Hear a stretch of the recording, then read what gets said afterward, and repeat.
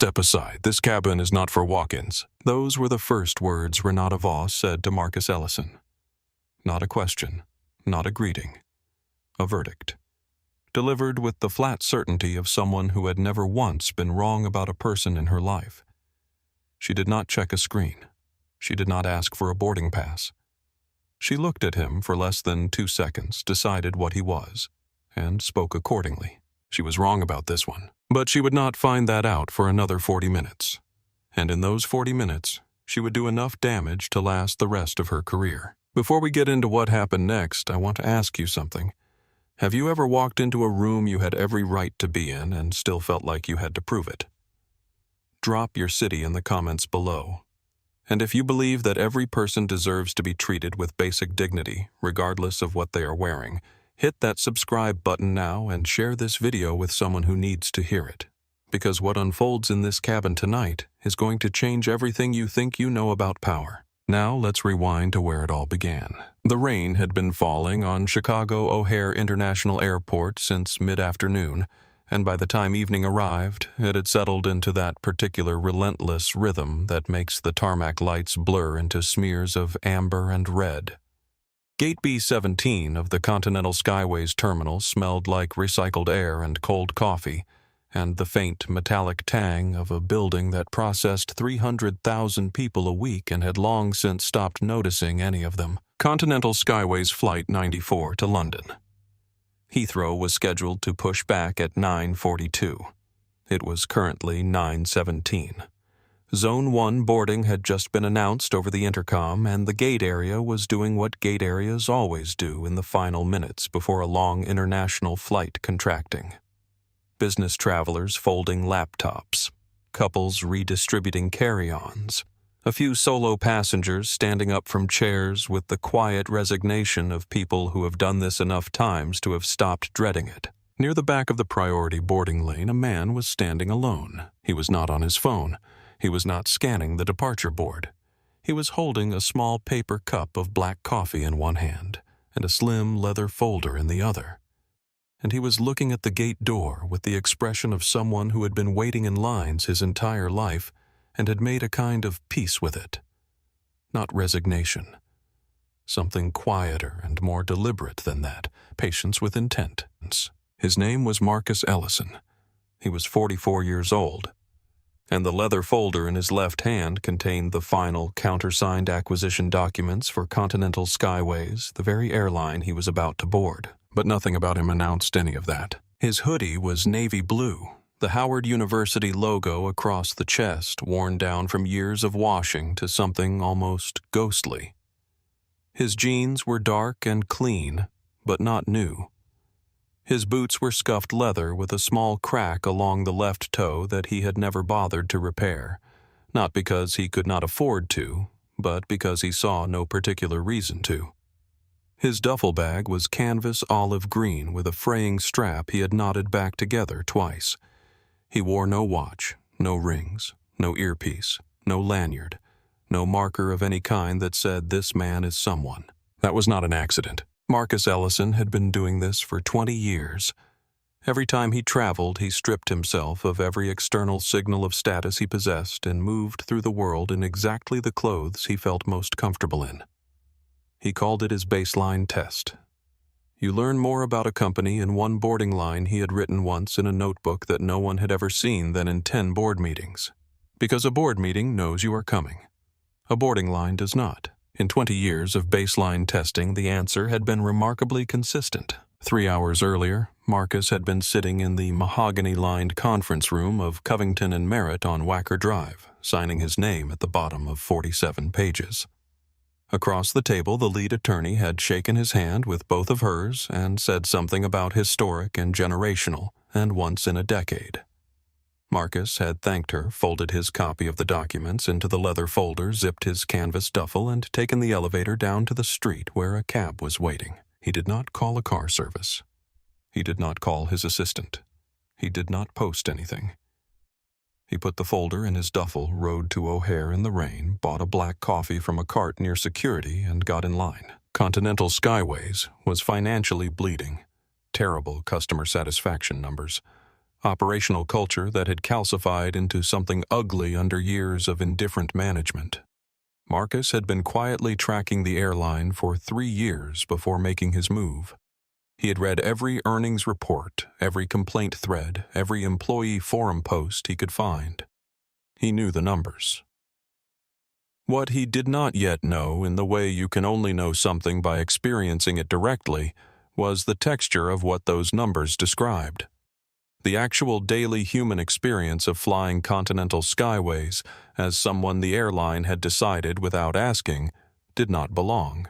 He was about to find out. At the gate, a man named Derek Paulson was standing at the scanner. Derek was 37 years old, with heavily gelled hair parted with surgical precision, and the posture of a man who had attended exactly one leadership seminar and absorbed it entirely wrong. He wore his Continental Skyways gate agent uniform, the way some people wear a military rank, as though the fabric itself conveyed authority that existed independently of the person inside it. He had been working Gate B-17 for 4 years, and had developed in that time a finely calibrated internal taxonomy of passengers. He could look at a person walking toward his scanner and know within seconds or so he believed exactly who they were and where they were going, and whether they were supposed to be there. He looked at Marcus Ellison walking toward his scanner and knew immediately, or so he believed. He stepped in front of the scanner before Marcus could reach it, physically, body between Marcus and the machine. "Sir, this lane is for first class and Diamond Elite members only." Marcus stopped. He was not surprised. He had stopped being surprised by this particular move years ago. He held up his phone, the boarding pass clearly visible on the screen. "I know," he said mildly. "That's why I'm in it." Derek did not scan the pass. He did not look at the screen. He looked at Marcus. Specifically, he looked at the worn Howard University logo on the hoodie, then at the fraying strap on the duffel bag, then at the scuffed left boot. His eyes moved with the unhurried confidence of someone doing an appraisal, and when they returned to Marcus's face, there was a small, practiced expression there that Marcus recognized the way you recognize a song you have heard in every city you've ever visited. "Sir," he said, speaking with the careful enunciation of someone addressing a person they consider not quite fluent in reason, "main cabin boarding will begin in approximately 20 minutes. Economy seating forms to the left. I need you to step aside so our priority guests can board." "My ticket is for first class," Marcus said. "Seat 2A. If you scan the pass, we can both move on with our evening." Derek exhaled through his nose. He looked past Marcus at the small line forming behind him, 2 older white passengers in matching cashmere who were beginning to make the quiet sounds of impatience. "Look," he said. "I don't know if you bought a discounted upgrade from a third-party site or if there's been some kind of mix-up, but we are completely sold out in first class today. I'm going to need you to step out of the priority lane before I have to involve port security." Marcus said nothing. He extended his phone directly under the red laser of the optical scanner. The machine read the barcode. It let out a clean, affirmative beep. The monitor facing Derek flashed bright green. "Ellison Marcus, seat 2A first class, cleared." Derek stared at the screen, then at Marcus. His face went through several shades before settling on something between red and a color that did not have a common name. "Looks like the system accepted it," Marcus said quietly. He took his phone back. "Have a good evening, Derek." He walked down the jet bridge. He did not look back. He did not hear Derek snatch the gate phone from the wall the moment he was out of earshot. He did not hear Derek's voice drop to an urgent mutter into the receiver. "Renata, heads up. I've got a guy coming down the bridge, seat 2A, dressed like a delivery driver. Ticket scanned green, but I'll bet you anything it's a glitch or a stolen upgrade.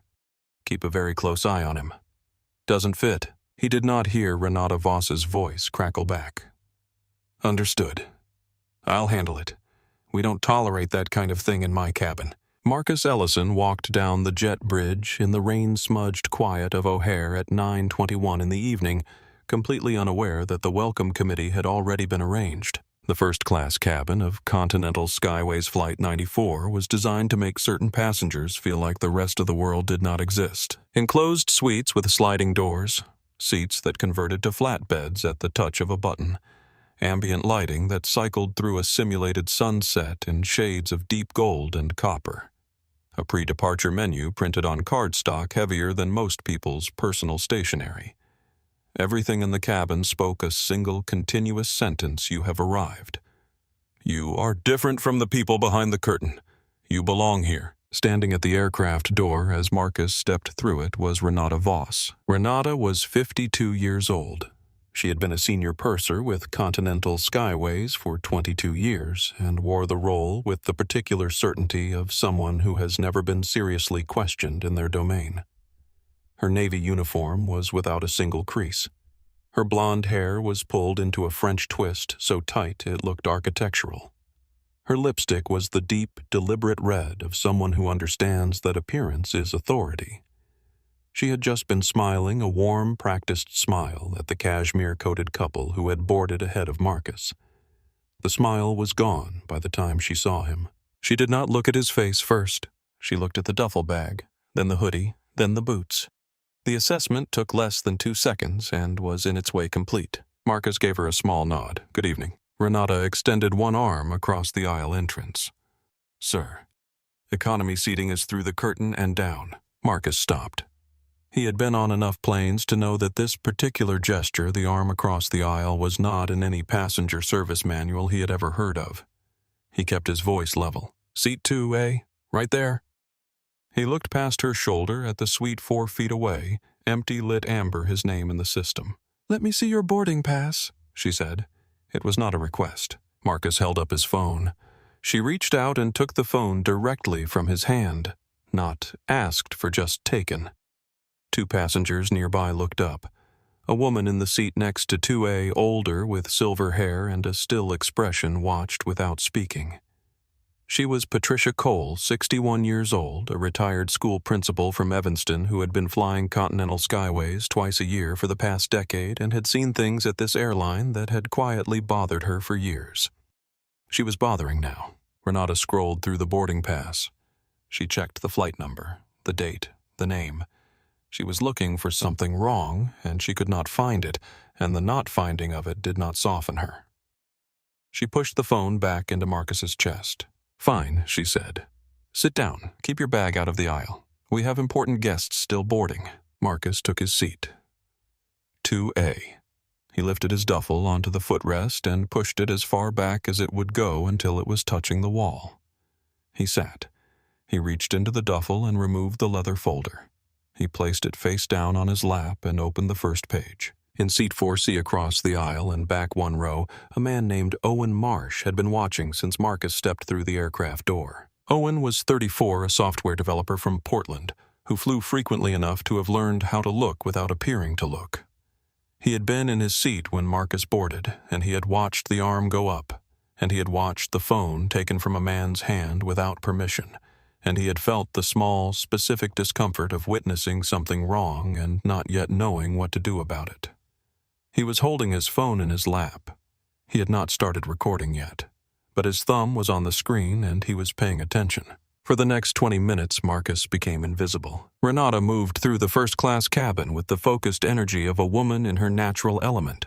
She knew every name on her passenger list and deployed those names like small gifts, tailored welcomes that said, "I see you.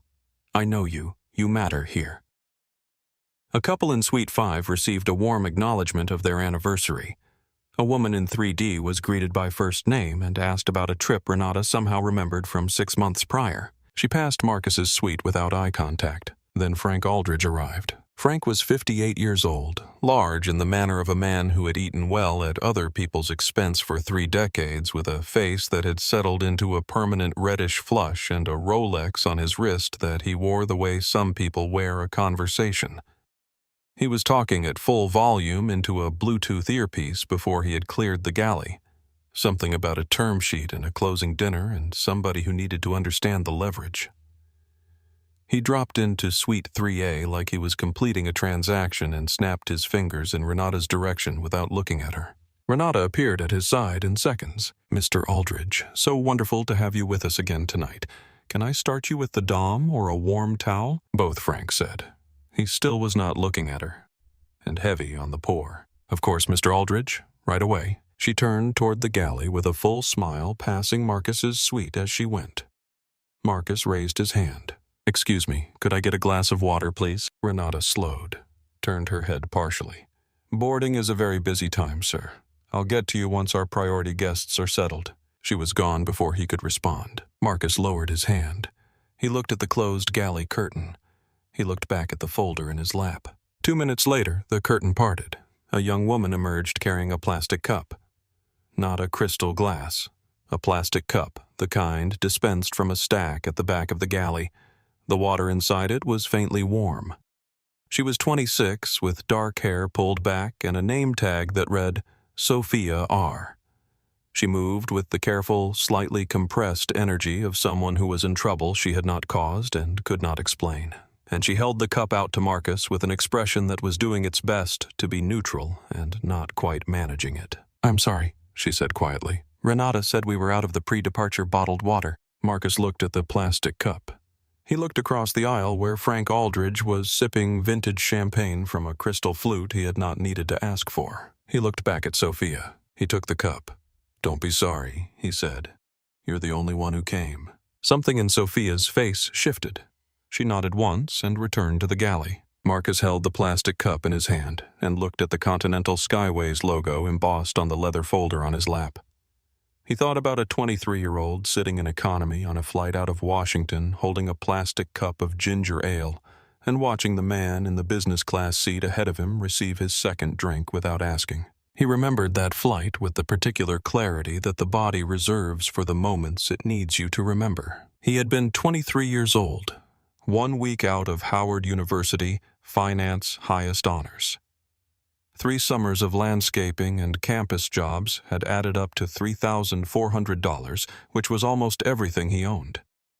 He had spent $412 of it on a business class ticket from Washington Dulles to Chicago O'Hare, the most expensive single purchase of his life to that point for his first real job interview at a mid-size investment firm on Michigan Avenue. He had wanted to arrive feeling like he was already the person he intended to become. The check-in agent had been polite in that particular frictionless way that is its own kind of wall. "Sir, there seems to be an issue with the card on file for your upgrade." She had not run the card. He could tell because the terminal screen had not changed.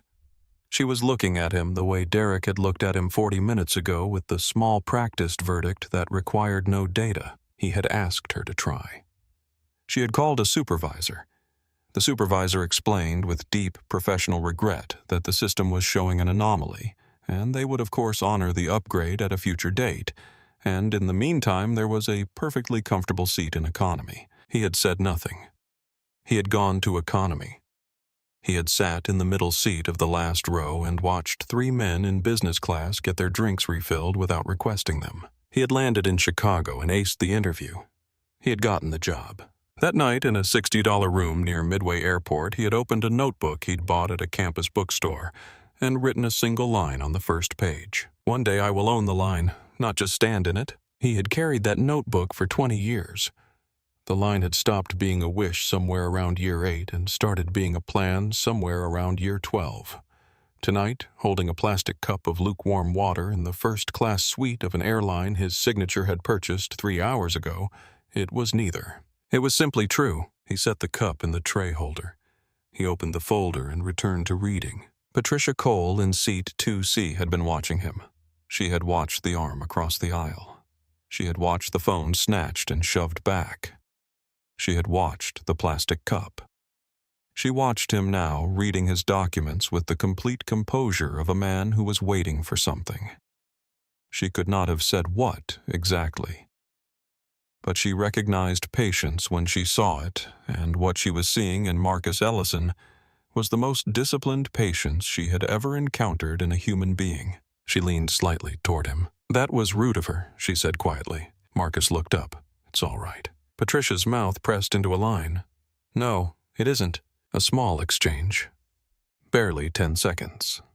But it was the first honest thing anyone in this cabin had said to him since he boarded, and it landed with the particular weight that honest things carry when everything around them is performance. Marcus looked at her for a moment, then gave her the smallest nod, and returned to reading. In seat 4C, Owen Marsh had made a decision. His phone was no longer in his lap.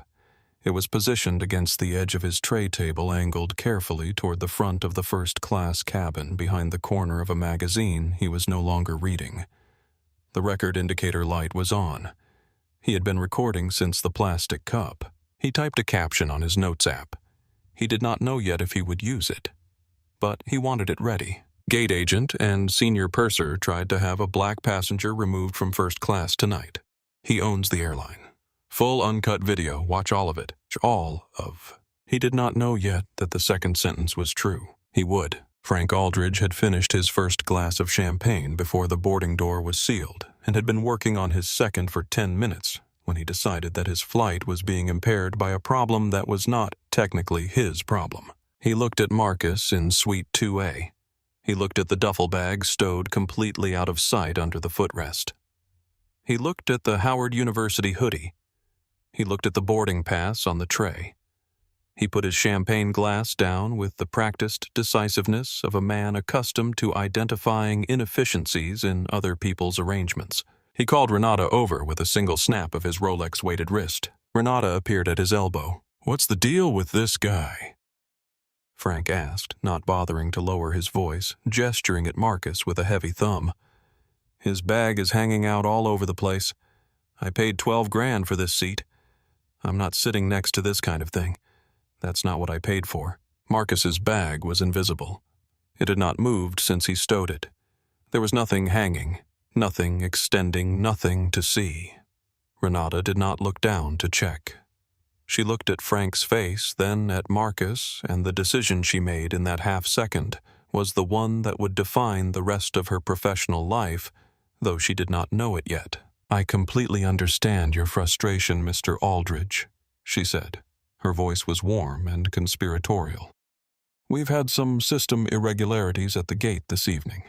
I'll handle it immediately." She walked to Marcus's suite with the expression of someone who has been asked to perform an unpleasant but necessary administrative function. "There has been a ticketing error," she announced.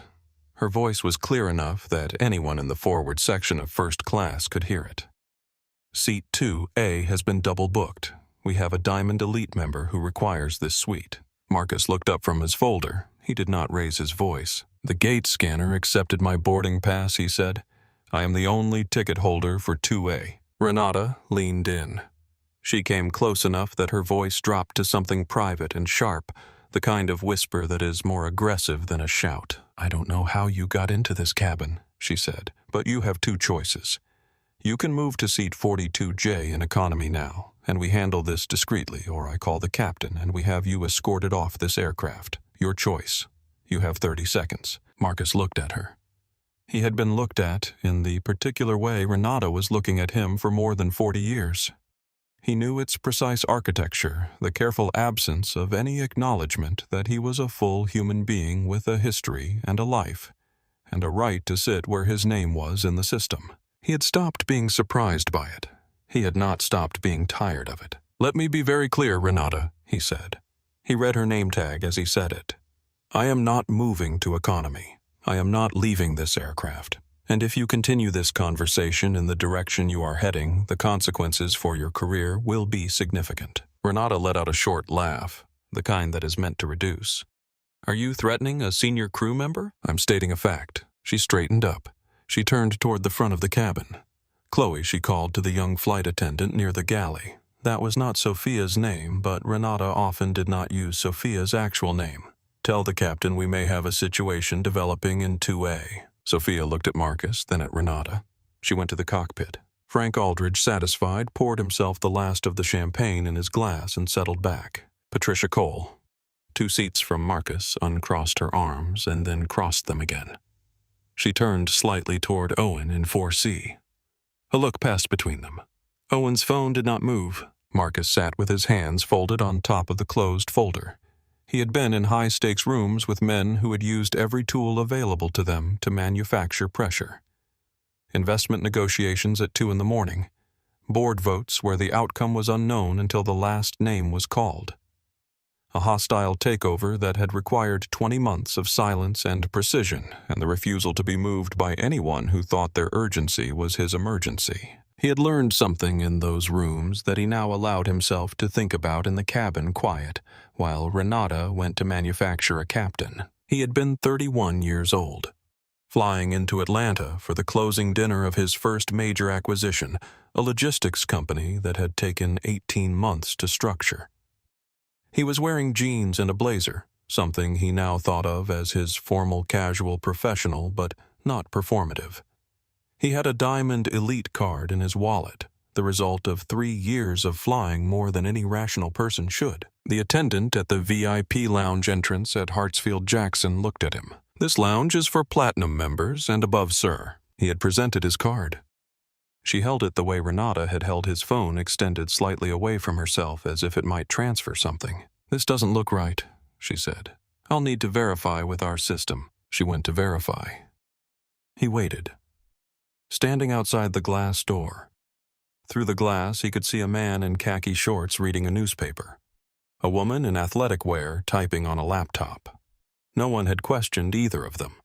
The attendant returned after 22 minutes to tell him that the system was down and the lounge was at capacity. He had gone to his gate and sat in a regular chair and called his business partner to say the pre-dinner meeting would have to wait. His partner arrived to the closing dinner fresh and relaxed. The deal closed. No one ever knew. On the flight home, Marcus had written in his notebook, "Every closed door is a business plan waiting to be written." 2 years after that night, Ellison Capital had acquired the parent company that operated that particular lounge. Marcus never went back inside it. He had no interest in sitting somewhere that had already shown him who it was. He looked at the Continental Skyways logo on the folder in his lap. He thought of the woman at that lounge entrance. He thought of the check-in agent in Washington when he was 23. He thought of every version of this moment across every year of building, and he thought of how each one had added something to what he knew and what he intended to do about it. Then Captain Alan Briggs stepped out of the cockpit. Briggs was 51, silver-haired, 4 gold stripes on his uniform, and had the specific tiredness of a man who was 2 weeks from a vacation he had been postponing for 4 months. He was professional. He had heard Renata's version of the situation, passenger in 2A, possible fraudulent ticket refusing crew instructions, making the cabin uncomfortable. He stepped into the cabin, ready to resolve a disruption. He saw a man in a Howard University hoodie reading a folder of corporate documents, with the stillness of someone who had not moved in 20 minutes and showed no signs of being agitated about anything. This did not match the briefing. "Sir," he said carefully, "there seems to be some question about the seating arrangement here. If the purser has identified a booking discrepancy, I'm going to need to ask you to comply with her instructions while we sort it out." Marcus looked up. He closed the folder. He met the captain's eyes with an expression that was not hostile and not deferential and not anything except completely present. "Captain Briggs," he said, "I understand you are following the information you were given. Before you make a decision based on that information, I'd like the opportunity to make one phone call." Renata, standing behind the captain, made a sound that was not quite a word. "And I suppose you're going to call your lawyer." Marcus looked at her for one quiet second. "No," he said. "My COO." Frank Aldridge, who had been monitoring the situation with the comfortable interest of someone watching a film he expected to end the right way, snorted. He leaned into the aisle. "Captain, the man is clearly stalling. Can we get on with this? I have a 7 o'clock in London." The captain held up a hand in Frank's direction. He was looking at Marcus.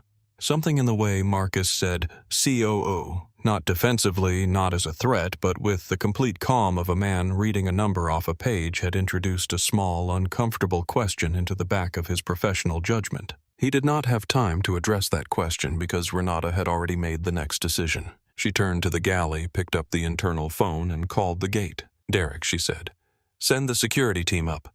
We have a passenger refusing crew instructions. It needs to be handled now." On the other end of the line, Derek Paulson, who had been waiting for exactly this call, allowed himself a brief moment of satisfaction.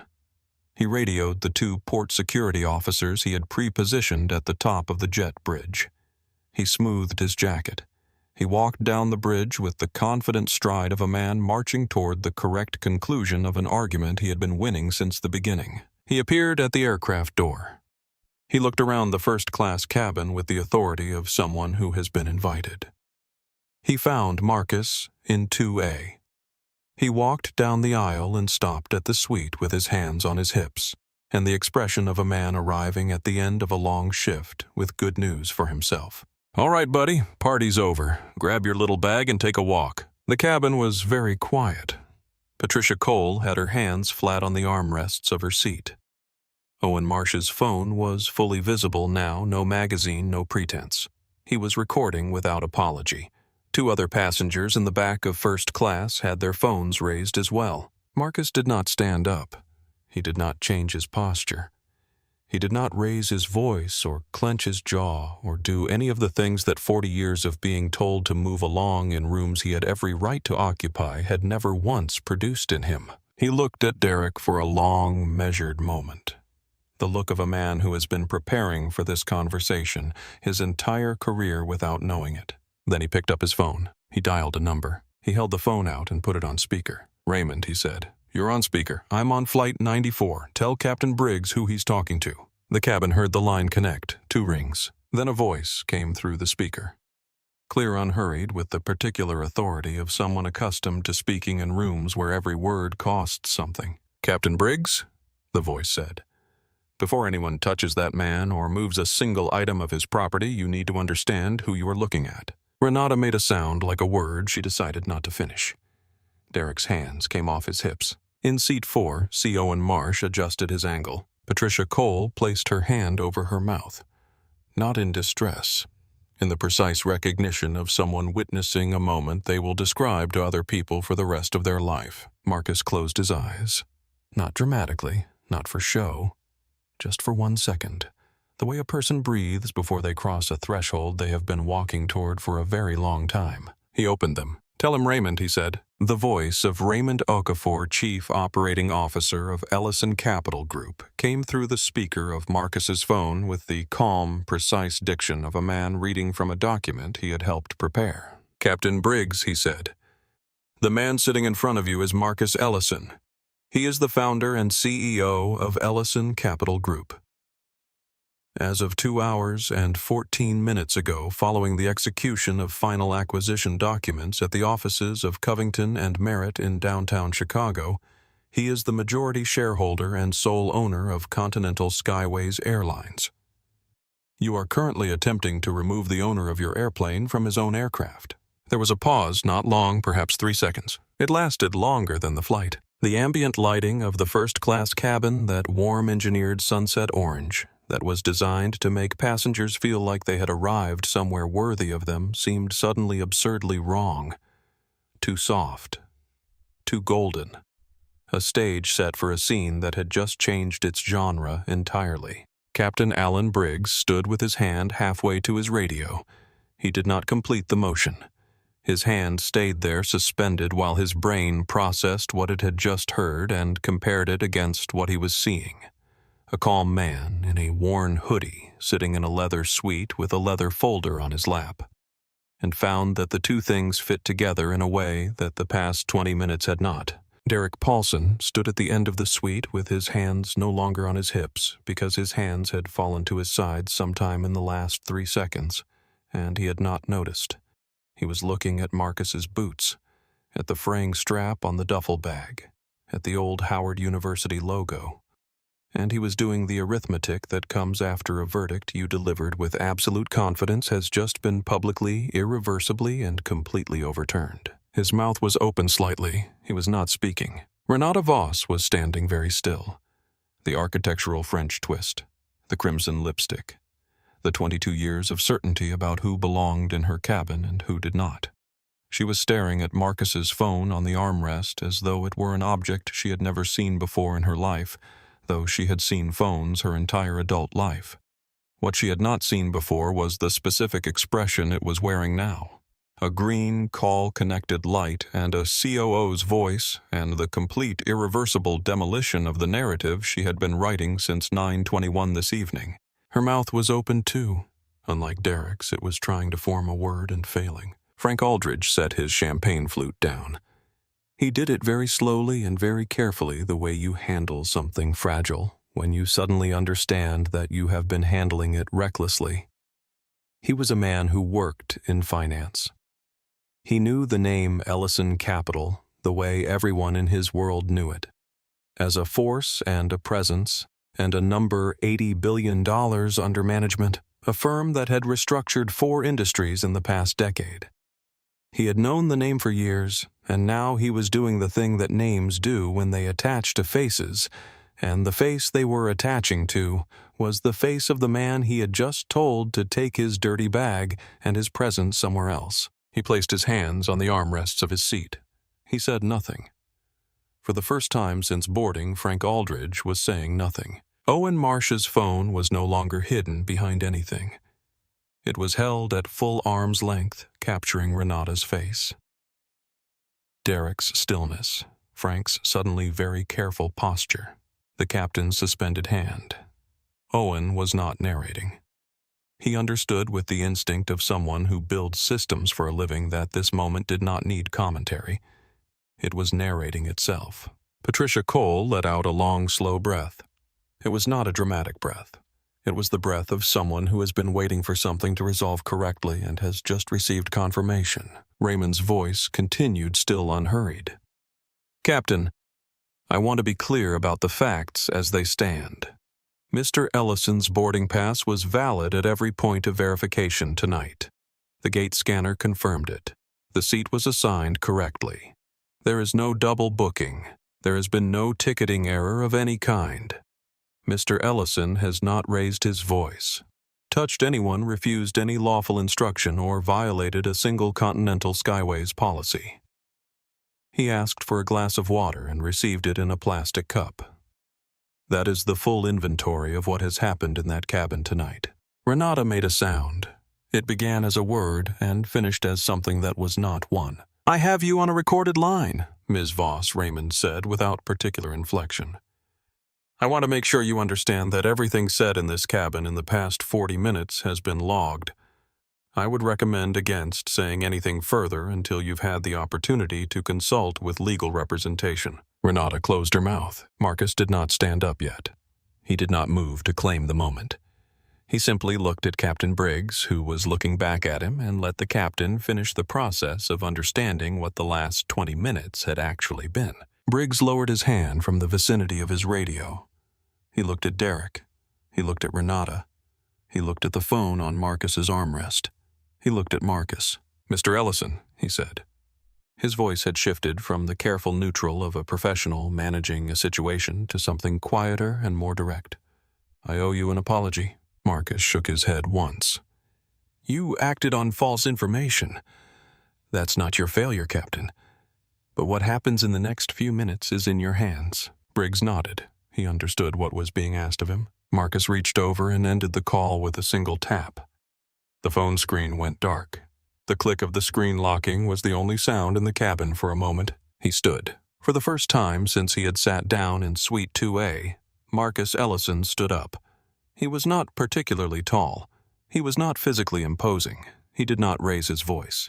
He straightened his worn navy hoodie, the one with the Howard University logo that had been the first thing Renata noticed about him, and the last thing she would want to have noticed, and he turned to face the forward section of his first-class cabin. He looked at Renata first. "Let's go through what happened," he said. His tone was the tone of a man in a board meeting reviewing a quarterly report. Factual, measured, without theater. "When I boarded this aircraft, you blocked the aisle without cause. You took my phone out of my hand without asking, which is not in any crew member's authority, regardless of circumstance. You told me the cabin was fully booked when you were aware it was not. You lied to your captain. You called 2 armed security officers to remove a passenger who had not raised his voice, touched anyone, or violated a single policy. And you did all of this because of what I was wearing." He paused. "Renata said I was protecting the integrity of the first-class cabin. People attempt to access this section without proper credentials all the time.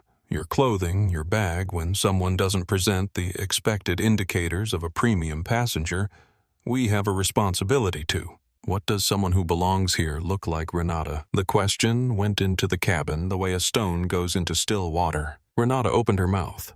She was going to say something. She was going to construct a sentence. But every road the sentence could take led to the same place, and she knew it, and everyone in the cabin knew it, and her mouth stayed open for 3 seconds and then closed. Marcus waited. "Take your time," he said. "I have 40 years of being told I don't look the part. I can wait." The silence that followed was the loudest thing in the cabin. He turned to Frank Aldridge. Frank, who had stood up slightly when Raymond's voice came through the speaker, who had been assembling the smooth, broad smile of a man preparing to reintroduce himself to someone who might be important, subsided back into his seat the moment Marcus looked at him. Frank made an attempt. "Marcus. Frank Aldridge. Aldridge Capital. I think we actually crossed paths at the Houston Summit a couple of years back. Listen, I want to be clear. This whole misunderstanding is really on her. I was just trying to support the crew's—" Marcus raised one finger in Frank's direction. 1.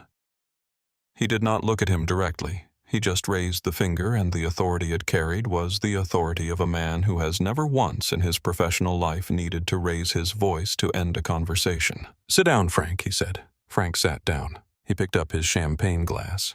He put it back down. He looked at the window.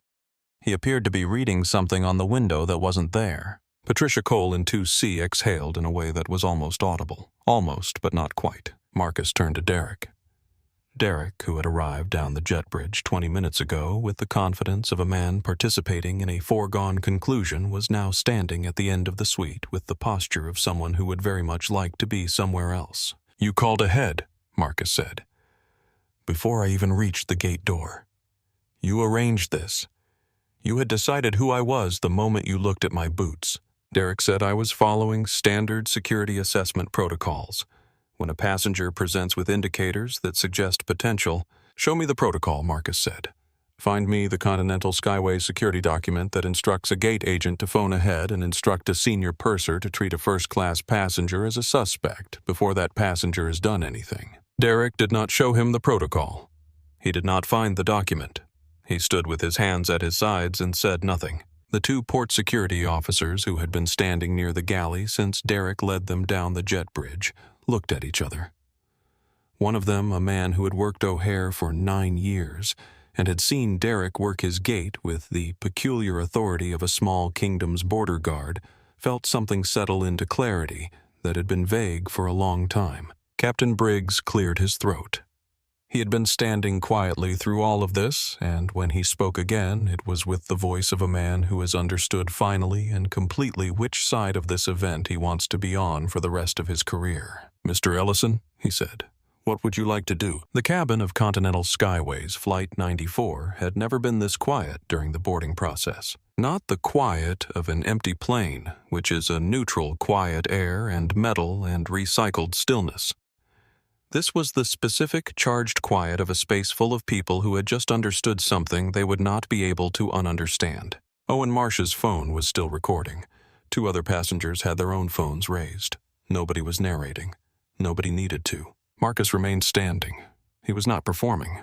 He was finishing something. He looked toward the galley where Sophia Reyes had been standing for the past several minutes with a napkin in her hands that she didn't need watching everything unfold with the expression of someone witnessing an event they had been afraid would happen someday and had never imagined they would be this close to when it did. "Sophia," Marcus said. She straightened slightly. "Yes, sir. You brought me water when no one else would.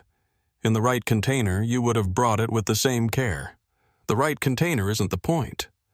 You did the only decent thing anyone on this crew did tonight."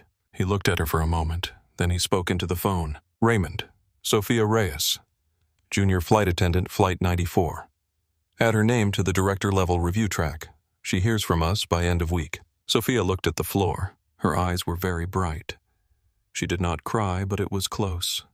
She pressed her lips together and nodded at the floor. "You don't have to say anything," Marcus told her quietly. She nodded again, still at the floor. Marcus turned back to the full cabin. He took a breath. When he spoke, it was no louder than his normal voice, but the cabin's silence ensured every row heard him. "Ladies and gentlemen," he said, "I apologize for the delay this evening. This flight will be held for approximately 20 minutes while we arrange a replacement crew.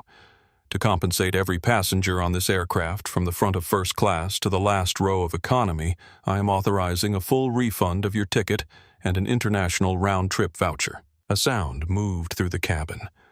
Not quite applause, not at first. A murmur of genuine surprise, and then a few sets of hands began moving together, and then more until it became something real and unrehearsed. Marcus waited for it to settle. He looked at Frank Aldridge, who was already preparing the expression of a man expecting to be included. "Except you, Mr. Aldridge," Marcus said. "Your ticket stands. But let me be direct: if you ever speak to a crew member of any Continental Skyways flight the way you spoke tonight, I will personally authorize your permanent removal from our passenger roster." Frank's expression dissolved. He looked at his champagne glass. He looked at the window. He appeared to locate something very interesting about the texture of the seatback table. Patricia Cole turned her face toward the oval window. If she was smiling, she arranged her features to keep it private. The two port security officers were looking at Derek, who had not moved from his position at the end of Suite 2A. One of them caught Derek's eye. Derek looked away. Marcus called Raymond back. "Raymond, send a replacement purser. Have the new crew conduct a full cabin briefing upon boarding, and have legal prepare a formal incident report to be filed with the HR team before midnight tonight. Names, timestamps, the works. Nothing sealed, nothing buried. This one goes on the record." "Understood," Raymond said. "It's already being drafted." "Good," Marcus said. "And one more thing. Get me the full HR file on Renata Voss. Complete 7-year record. I want to see what we've been not looking at." There was a brief pause. "You're not going to like it," Raymond said. "I know," Marcus said. "I'm looking at it anyway." He ended the call. He sat back down in Suite 2A. The leather seat. The amber light. The 40-year-old dream of sitting in a room that treated you like a full human being regardless of what you were wearing. Sophia appeared at the edge of his suite. She was carrying a glass of water, actual water, in a crystal glass, the same crystal they had given Frank Aldridge's champagne flute. She set it on his tray without a word. He looked at the crystal glass. He looked at the Continental Skyways logo on the folder. He thought about a plastic cup in a 23-year-old's hand sitting in the back row of economy writing a line in a notebook about owning the line someday. He picked up the crystal glass and took a sip. Then quietly into his phone, "Raymond. Schedule the all hands for Monday morning. Full leadership. We have work to do." He set the phone down on the armrest. He opened the folder. He began reading the restructuring plans from the beginning. And if you are still watching right now, that tells me something. It tells me you feel what this moment means. If Marcus's story moved, you share this video with one person today. Just one. Because stories like this deserve to travel. Hit the like button before you go. It helps more people find this channel and hear stories that matter. And if you are not subscribed, yet now is the time. We put out new stories every week, and each one is built to remind you that quiet strength always outlasts loud authority. Drop a comment below and tell us what would you have done in that cabin. We read every single one. Now let's see what happened after the plane landed, because the consequences that followed changed everything for everyone on board that night. The jet bridge detached from the aircraft at 10:42, exactly 1 hour behind schedule. The replacement crew boarded quietly and professionally, and did not need to be told anything twice. Captain Briggs returned to the cockpit. The cabin doors sealed. The aircraft began its slow, rain-wet taxi toward the runway. Marcus Ellison read acquisition documents for 40 minutes. Then he closed the folder, pulled his hoodie a little tighter against the cabin's air conditioning, and went to sleep. He slept the entire flight to London. Continental Skyways Flight 94 was still taxiing toward runway 10 right at O'Hare when Owen Marsh posted the video. He had edited nothing, cut nothing. He uploaded the full 12 minutes and 40 seconds directly from his phone to X and LinkedIn using the aircraft's complimentary gate area Wi-Fi before the connection dropped. The caption read, "Gate agent and senior purser tried to have a black passenger removed from first class tonight. He owns the airline. Full uncut video. Watch all of it." He typed it, looked at it for 5 seconds, and posted it. Then he put his phone in his jacket pocket, reclined his seat, and closed his eyes. By the time Flight 94 crossed the eastern seaboard, Owen's video had 4 million views. By the time it crossed the Atlantic, it had 11 million. By the time it touched down at London Heathrow, the counter had passed 20 million and was moving with the frictionless momentum of a story that resonates with something specific and persistent and universal in the way people experience the world. The knowledge shared across so many different kinds of people that some rooms have always required you to prove yourself twice, to earn what others are simply given, to document what others simply are. The video captured it all. The arm across the aisle, Renata's hand taking the phone, the plastic cup of lukewarm water set on the tray while Frank's crystal flute caught the amber cabin light across the aisle. Derek's arrival with the security officers, the grin that had not yet received the information it needed. The moment Raymond's voice came through the speaker.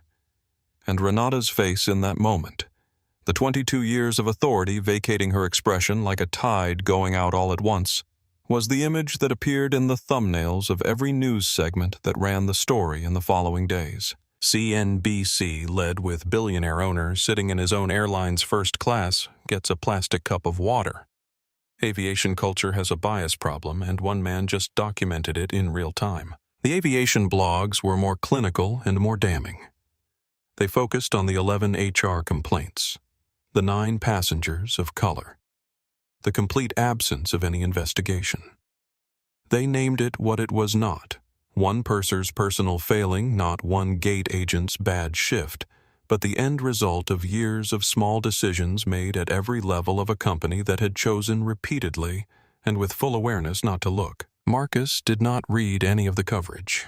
He had landed at Heathrow, cleared customs, checked into his hotel, ordered tea and eggs from room service, read 2 chapters of a novel he had been meaning to finish for 3 months, and gone to bed at a reasonable hour. He had work in the morning. Renata Voss heard about the video from her union representative who called her at 7 in the morning 2 days after the flight.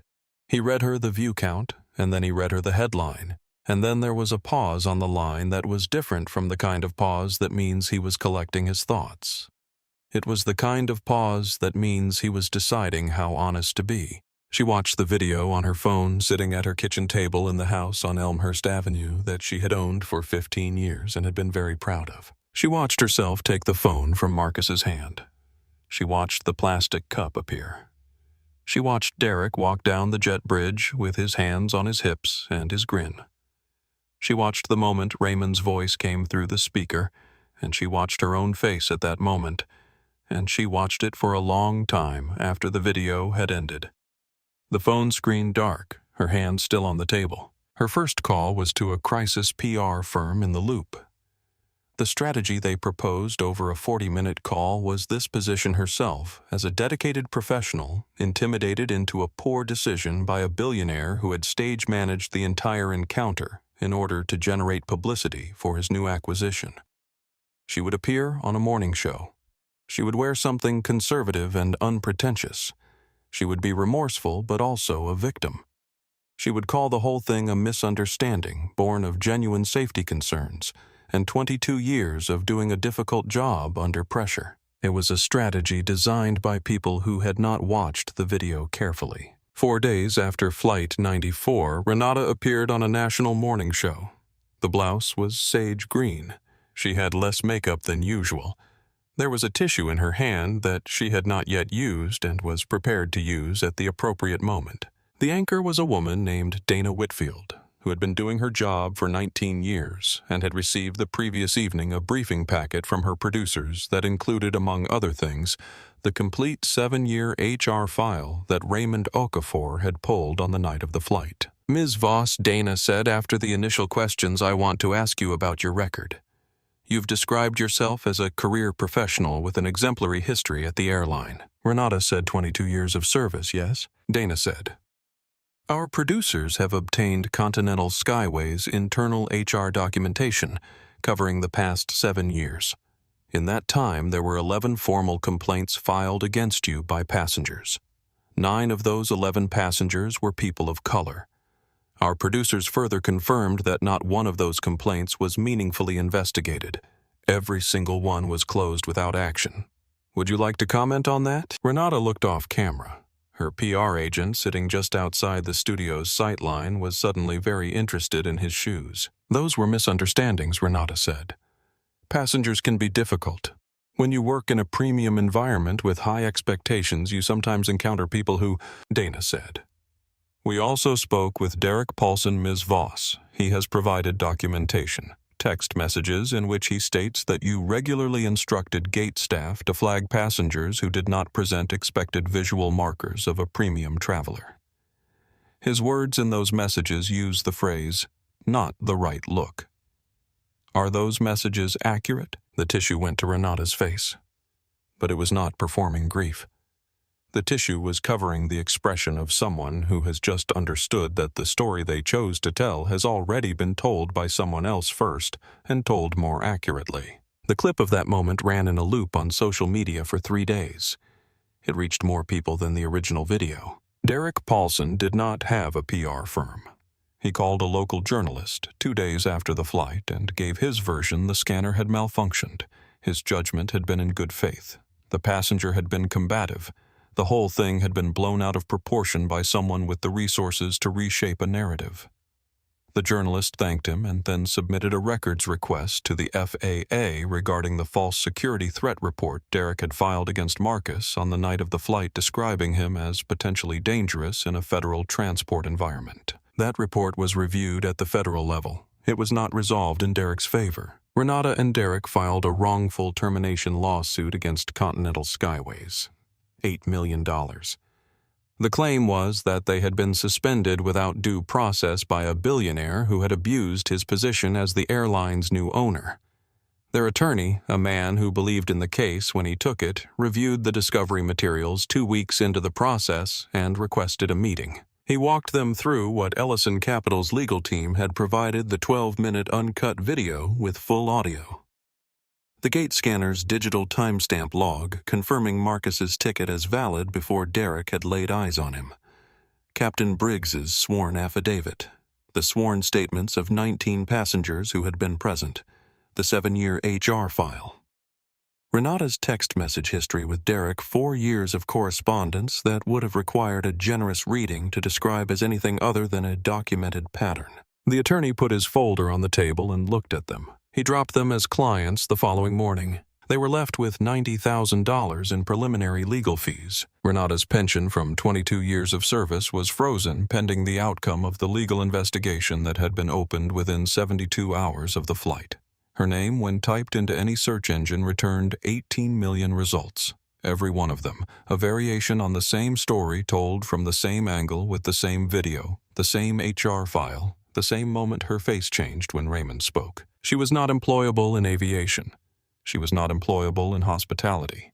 She was not employable in any customer-facing role within any company large enough to conduct a basic internet search before making a hiring decision. Her husband, a regional director at a logistics firm, was asked quietly by senior leadership to step down.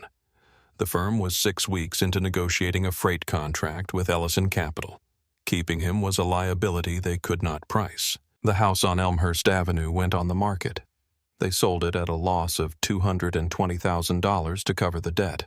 Derek Paulson was placed on an FAA industry watch list. His access to gate areas was revoked.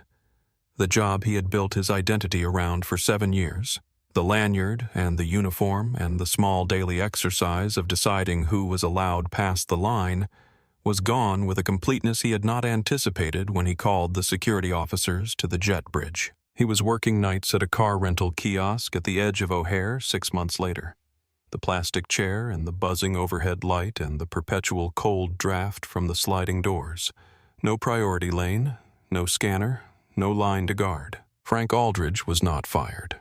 He was a passenger, not an employee, and Marcus had no standing to do more than ban him from future flights, which he did.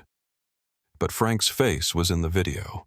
His Rolex-weighted gesture, his loud commentary, his request to have the troublesome person removed, all of it, was preserved in Owen Marsh's 12 minutes and 40 seconds. People who worked with Frank in finance recognized him. 3 partnership conversations went quiet. 2 conference invitations were retracted without explanation. Frank did not publicly comment on any of it. He developed a habit of arriving at airports in car services with tinted windows. 6 months after Flight 94, on a cold and ordinary Tuesday morning, Renata Voss was standing behind a returns counter at a large retail warehouse. The vest was neon green polyester. The shoes were thick-soled orthopedic ones that she had bought on clearance because they were the cheapest option that would allow her to stand for 8 hours. Her hair was not in a French twist. Her lipstick was a plain gloss from a drugstore. A woman came to the counter in a camel hair coat, designer sunglasses, and the specific impatience of someone accustomed to not waiting. She shoved an old espresso machine onto the counter without looking up. "I need to return this. No receipt. Put it on my card." Renata said company policy requires a receipt for any item over $200. The woman said, "I don't care about your policy. I am in a hurry. Process this return right now, or I will call your manager and have you fired for wasting my time. It is a very simple button." Renata stood still. In the months since Flight 94, she had thought a great deal about the things she had thought very little about in the 22 years before it. She had thought about the sound of her own voice when she said this cabin is not for walk-ins without looking at the man's face first. She had thought about the plastic cup. She had thought about 9 complaints, 9 passengers, 9 moments that had passed through her career and left no mark on her record because no one had been made to reckon with what they described. The woman in the camel hair coat leaned forward and read Renata's name tag. She looked up. Recognition moved across her face like a change in the weather. "Oh my God," she laughed the way people sometimes laugh at things that are not funny. "You're that flight attendant from the video, the one who tried to throw out the guy who owned the airline." Renata picked up her walkie-talkie. She pressed the call button. "Manager to returns counter, please." She did not argue. She did not explain herself. She did not cry until she was in the staff bathroom on her lunch break where no cameras could see her and no one was watching, and where it was finally completely private. And in that privacy, she understood something that 22 years in first class had not taught her, and a plastic cup of lukewarm water had not taught her, and a viral video had not taught her.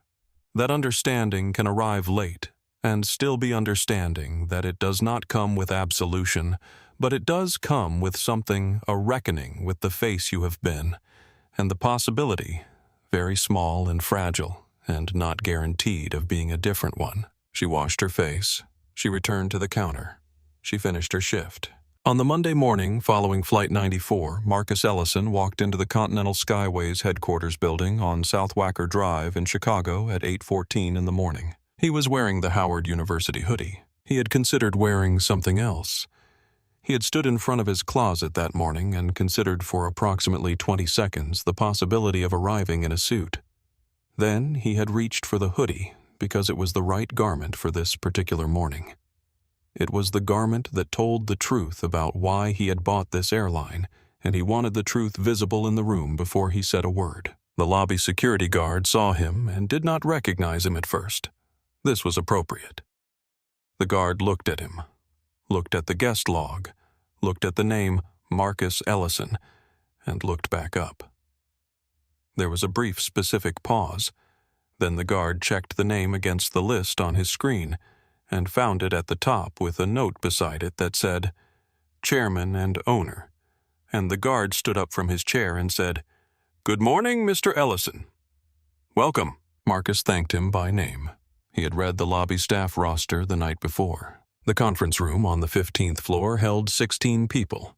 The surviving senior leadership of Continental Skyways newly assembled, sitting in chairs that all faced the same direction for the first time in recent memory, because the previous senior leadership meeting culture had apparently been a round table where everyone faced each other across a surface of expensive walnut, and the frank exchange of information had been optional. Marcus came in without an assistant, without a presentation, without slides.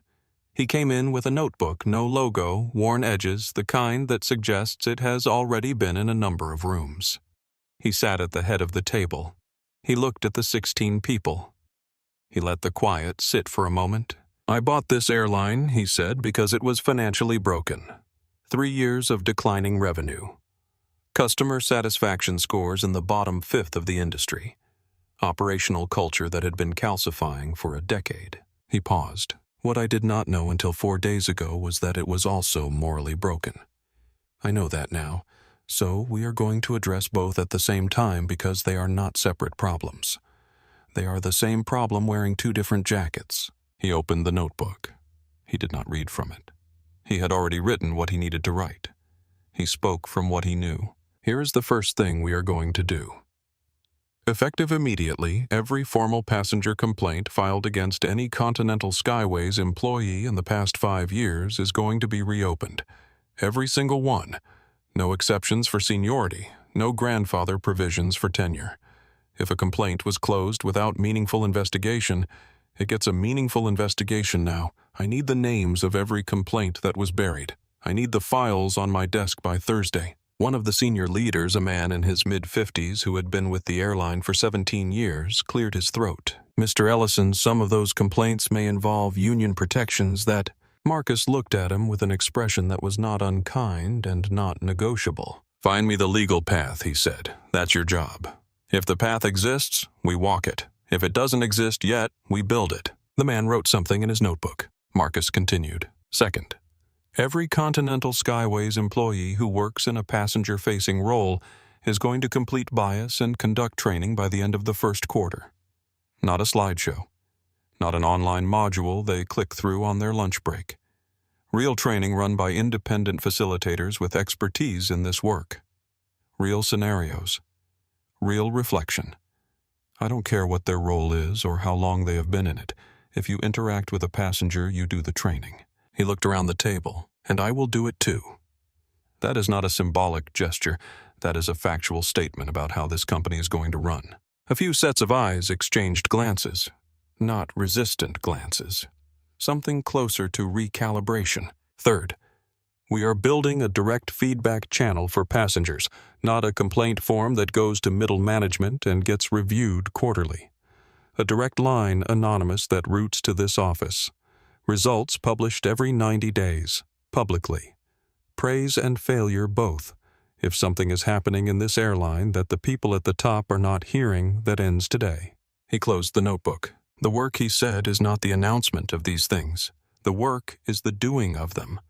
I will be checking. Nobody in the room had a question that felt safe to ask in the way people sometimes don't ask questions, not because they have none, but because the clarity in the room is so complete that a question would be redundant. They nodded. They wrote. A few of them looked at the Howard University hoodie at the head of the table and appeared to revise something in their thinking. After the full group meeting, Marcus had asked Sophia Reyes to come in separately. She arrived in the early afternoon, flying in from her Chicago base on a standby pass. She was wearing her own clothes for the first time in the building, not a uniform. Dark trousers, a simple blouse. She sat across from Marcus in a smaller conference room and looked like someone who had been preparing for a conversation she was not sure she was ready for. Marcus got to it directly. Director of In-Flight Experience, he said. Your title, your role, your team to build. I need someone to redesign how this airline trains and evaluates its cabin crew. I need that person to have authority to recommend suspension for anyone who fails the standard. I need them to have a budget that is in line with the importance of the work. That person is you. Sophia said, Mr. Ellison, I've been a junior flight attendant for 3 years. I've never managed anyone. I've never designed a training program. I'm not sure I'm... Marcus said. What you are is someone who on a night when everyone around you is doing the wrong thing, did the right one. You brought a man a cup of water. I know that sounds like a small thing. It is not a small thing. In a culture where the instruction was to look past him, you looked at him. That is the qualification, Sophia said. What if I get it wrong? Marcus said. Then you'll fix it. That's the job. Getting it wrong is not the failure. Not trying to fix it is the failure. Sophia looked at her hands, then at him. She said, okay, I'll do it. Marcus stood. The meeting was over. At the door. One more thing, he said. That plastic cup. Keep it. Put it where you can see it. It's the most important thing that happened on that flight. Sophia nodded. She went to build something. 6 months after Flight 94 on a night shift at a car rental kiosk on the edge of O'Hare, Derek Paulson was doing a thing he had not done in 7 years of gate agent work. He was sitting still and not performing anything for anyone. There was no one to perform for. The kiosk was slow.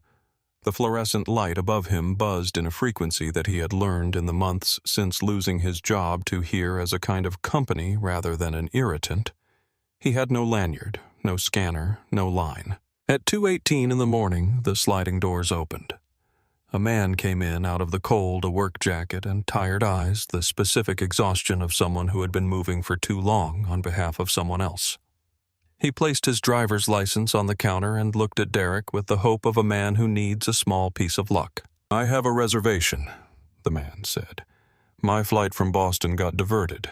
My father is in the hospital. Harborview. I just need to get there." Derek typed in the reservation. "Economy compact." He ran the card for the deposit. The machine made its sound. Declined. The man closed his eyes. His head dropped forward slightly. "I maxed it out on the last-minute fare. I have the rental fee, just not the hold. Please." Derek looked at the screen. He had done this 1,000 times. The specific arithmetic of policy and authority and someone on the other side of the counter who needed something. He knew which answer was technically correct. He typed in his manager override code. He bypassed the deposit. He moved the reservation to a full-size sedan in the VIP lot. "Card reader's been acting up tonight," he said. "And I'm out of compacts. Free upgrade." He handed over the keys.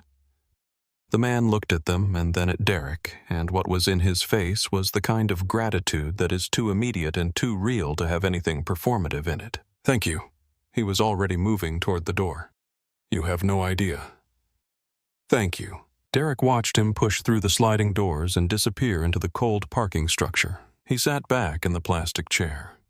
He looked out the large windows at the dark runway, at the distant, blinking navigation lights of a jet climbing through the rain, carrying people he would never know toward places he had never been. He was not a good man yet. He was aware of that. But he had done one right thing in the last hour, and that was more than he could say for some of the days when he had a lanyard and a scanner and a line to guard. It was something. For tonight it was enough. 6 months after Flight 94, Continental Skyways posted its first positive passenger satisfaction quarter in 4 years. The numbers were not dramatic. They would not have made a headline on their own. But inside the industry people noticed. Not because of any campaign or any announcement. Because passengers started describing their flights in the kind of language you use when you have been genuinely seen.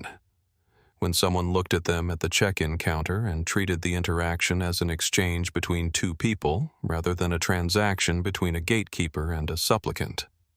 The change was not perfect and it was not complete. But it was real and it was moving, and it had not started in a boardroom. It had started with a plastic cup. Sophia Reyes stood at a podium at an industry conference in Atlanta 8 months after the flight. She was not reading from notes. She had stopped using notes about 6 weeks into the job when she realized that the thing she was trying to teach could not be found in a document. She talked about a moment when every instruction around her had pointed one direction and something in her had pointed another, and she had followed that something, even though it looked at the time like just a cup of water. She talked about 11 complaints and 9 passengers, and what silence costs a company over time, not just in satisfaction scores and revenue, but in the human sense of who a place decides to be. By the time she finished, 3 executives from competing carriers had found her at the back of the room and asked if they could talk. Marcus Ellison never gave an interview about Flight 94. He did not post about the video. When journalists called his office, his assistant said he was unavailable for comment on that particular subject and directed them to Continental Skyways' published transparency reports, which were now released quarterly and named names when names were relevant. On the Monday after the flight, on the Monday after that, and on every Monday thereafter, Marcus arrived at the Continental Skyways offices in a different hoodie and sat down with whoever needed to be heard. He brought his notebook. He listened more than he spoke. He wrote things down. One morning, a reporter caught him outside the building and asked why he was so quiet about the whole thing given how much of the world had been watching. Marcus stopped on the sidewalk. He looked at the reporter for a moment with the expression of a man who has thought about this question for a long time without feeling the need to share the answer publicly. The work is the story, he said, not the headlines. He walked inside, and the work continued in the unheroic and essential way that real work always does.